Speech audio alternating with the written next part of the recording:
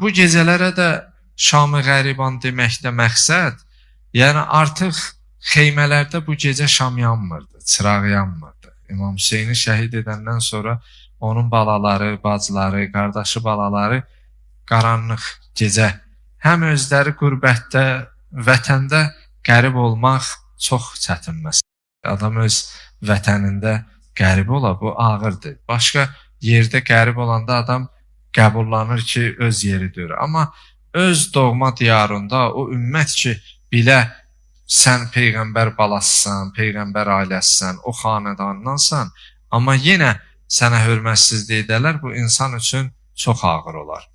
Bir sözlə, bu axşam Şam-ı Qəriban adlanır, amma Rəbbimizə sonsuz həmdlər, sənalar olsun ki, biz ağamız İmam Hüseyin əleyhissalamın və yar-ı ənsarının sevgi, məhəbbətini qəlbimizdə daşıyırıq.